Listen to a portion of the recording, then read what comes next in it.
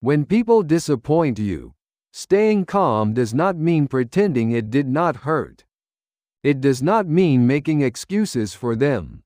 It does not mean ignoring the pattern. And it does not mean you have to smile while something inside you feels heavy. Staying calm means learning how to feel the disappointment without letting it control your words, your peace, or your self-respect. Because disappointment can make the mind move very quickly. You may want to send a long message. You may want to explain your pain. You may want to prove that they were wrong. You may want to pull away completely. You may want to act like you do not care. But often, the first reaction is not the wisest response. Today, we are going to look at 5 ways to stay calm when people disappoint you. And way number 4 is important because sometimes the calmest response is not another explanation, but a clearer boundary. Before we begin, please remember this. This video is for general education and self-reflection only. It is not professional psychological, psychiatric, medical, legal, or therapeutic advice. If your emotional distress feels serious, overwhelming, unsafe, or difficult to manage, please speak with a licensed mental health professional or contact local emergency support. Now let us start with the big idea. Disappointment hurts because it often touches expectation. You expected someone to understand. You expected them to show up. You expected honesty. You expected kindness. You expected effort. You expected care. And when the reality does not match the expectation, something inside you feels let down. After 40, disappointment can feel especially deep because you may have already lived through enough broken promises, one-sided relationships, emotional distance, and repeated patterns. You may not only feel disappointed by what happened today. You may feel tired because it reminds you of every other time you hoped for more and received less. That is why calmness matters. Not because the disappointment is small, but because your peace is valuable. Way number 1 is to pause before reacting. This sounds simple, but it can protect you from words you cannot take back. When someone disappoints you, your first reaction may come from pain. Pain speaks quickly. Pain exaggerates. Pain wants proof. Pain wants the other person to feel what you felt. Pain may say, "Send the message now." Pain may say, "Explain everything now." Pain may say, "Disappear now." Pain may say, "Never trust them again." But calmness begins when you create a little space between the feeling and the action. A pause does not mean you are weak. It means you are giving wisdom time to arrive. You can pause for 10 minutes. You can pause for 1 hour. You can sleep on it. You can write the message and not send it. You can take a walk. You can breathe before answering. You can say, "I need time to think before I respond." The pause gives you a chance to ask, "What do I actually need here? Do I need a conversation? Do I need a boundary? Do I need distance? Do I need clarification? Do I need to accept that this person may not be able to give what I hoped for?" A calm response usually begins with a pause. Way number 2 is to separate their behavior from your worth. This is one of the hardest parts of disappointment. Someone does not show up, and your mind says, "I must not matter." Someone forgets something important, and your mind says, "I am not valued." Someone chooses someone else, and your mind says, "I am not enough."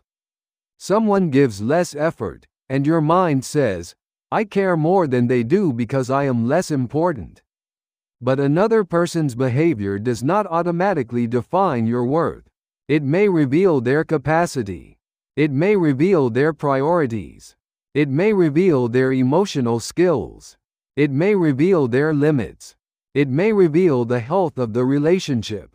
But it does not become the final measurement of your value. This does not mean their behavior is acceptable. It does not mean you should ignore disappointment. It means you do not have to turn their action into a verdict on who you are.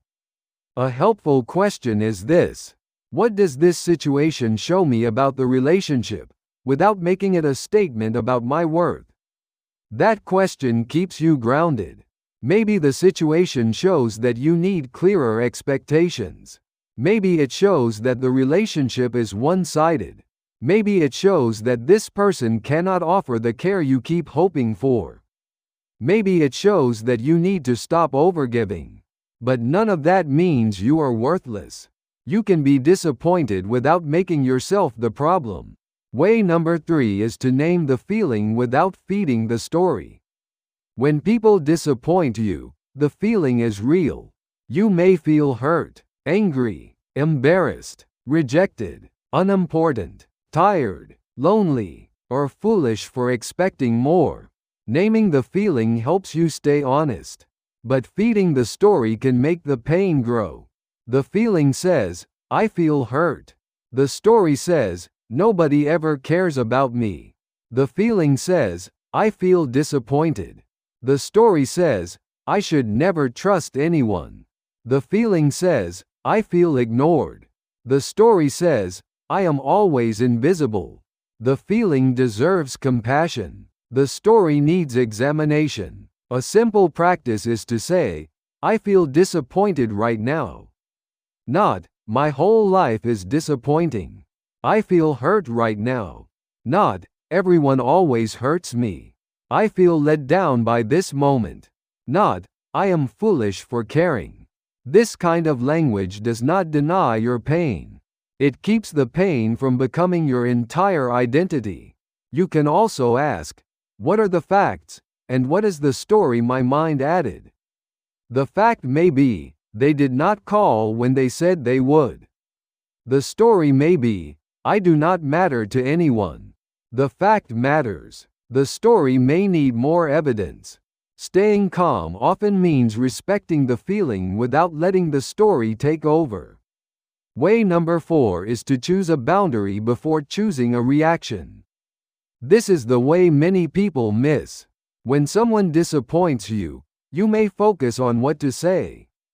Should I confront them? Should I explain more? Should I act distant? Should I forgive quickly? Should I pretend everything is fine? But before choosing a reaction, ask what boundary is needed. A boundary is not always a dramatic announcement. Sometimes a boundary is internal. I will not keep expecting emotional depth from someone who repeatedly avoids honest conversations. I will not keep offering my full energy to someone who only gives me leftovers. I will not keep explaining my pain to someone who uses my honesty against me. I will not keep making excuses for a pattern that keeps hurting me. Sometimes the boundary is practical. I need more time before I answer. I cannot make myself available like before. I need to step back from this conversation. I am not comfortable continuing this pattern.